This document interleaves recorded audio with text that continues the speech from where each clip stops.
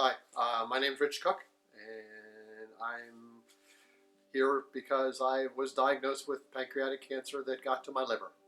I'm Arden Cook, his wife. I believe what it came down to is my wife and I run half marathons. So we finished our Rehoboth half marathon in December. Our grandchildren, they Yes. were all sick. Kind of got a little bit of that, migrated into a cough, and kind of just felt, just a little uneasy during the Christmas season. In November, I went for the burn registry through the VA. I served in Afghanistan, Saudi Arabia, over in that area, so I was candidate for the burn registry. And as part of that, they did chest x-rays and they did blood work. The blood work came back and said, hey, your liver enzymes are just a little bit high. You might want to get back to your doctor and have things checked out. So through the end of December through beginning of January, had numerous liver enzyme tests taken. And first time it came back, it was a little high.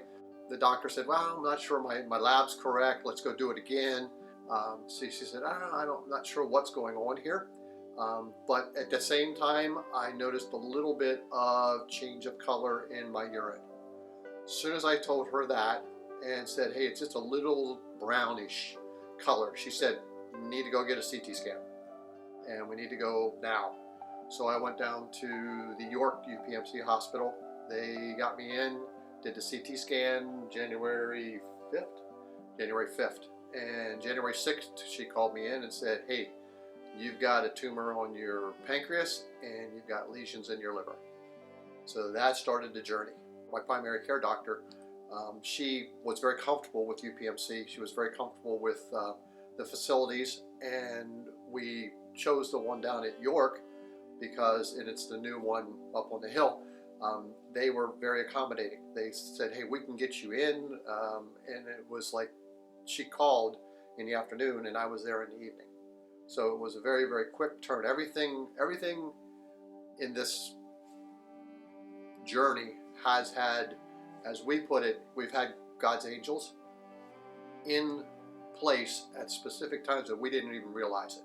So as soon as my brother found out that I had cancer, he talked to his boss because, hey, this is what's going on in our family. His first words out of his boss's mouth was, you need to go see Megan, period. You need to figure out if there's a genetic link.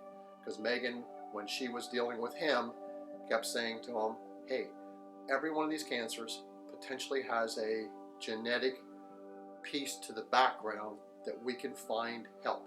If we can figure out the genetic piece, and if there is a piece there, then the treatment options drastically change and we don't miss anything.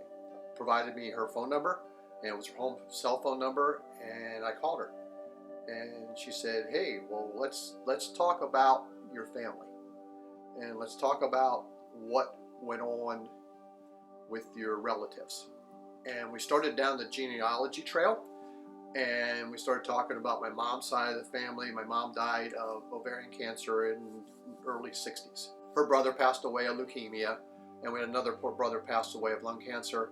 And there was a lot of cancer side on my mom's side of the family. And that kind of triggered with Megan that said, well, let's start putting the tree together. So we worked through, and she said, there might be something here. Would I want to go for testing? And at that point in time, it's like, absolutely. If there's something there, I need to know what it is. Got with Megan.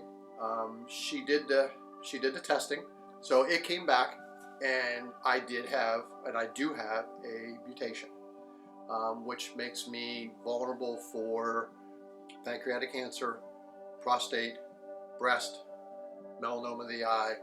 She said, you realize that when you open the door to this kind of research and this kind of information, the mutation's there for the drugs to attack it. So it makes the cancer cell much more vulnerable.